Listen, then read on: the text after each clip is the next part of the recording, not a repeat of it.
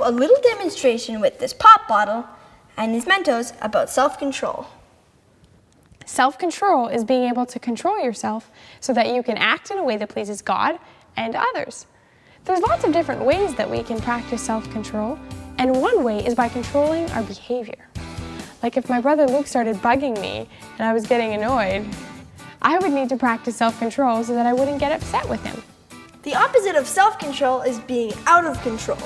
When we don't practice self-control in our lives, or when we sin, our hearts become somewhat like a pop bottle that's ready to explode. So, what are some examples of sin that could get out of control in your life? Well, being dishonest, being disobedient, cheating, and stealing.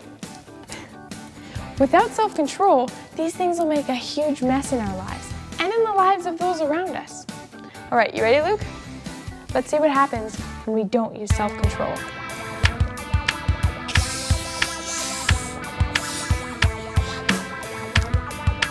Ready?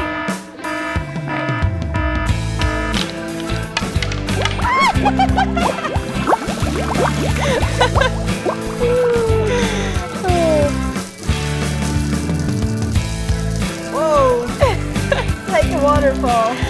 See what happens when we don't use self-control? It makes a huge mess. We might not even realize the effect that it has on other people.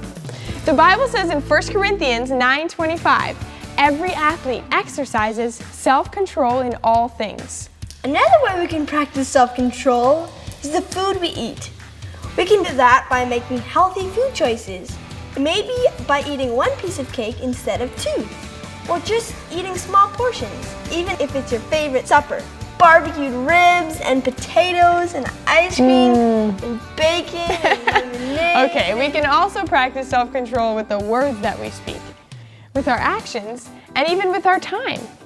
That would mean spending half an hour playing video games instead of the whole afternoon.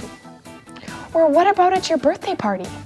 Instead of unwrapping all your gifts really quickly, you can use self-control and take your time to open them and be very thankful for each one. Basically, self-control is about conquering those things in our life that try to distract us from God. If we don't use self-control, then our bad habits and sins will start piling up and make a big mess, kind of like this pop bottle did. Some challenging questions we can ask ourselves. Do I spend as much time with God as I do on the computer? Watching TV or playing video games? Do I think about the words I'm speaking and whether they bring life to others? Are we careful not to gossip about others or complain all the time? Our words and actions are so important, and self-control can help us choose to do what's right, even if it isn't always easy.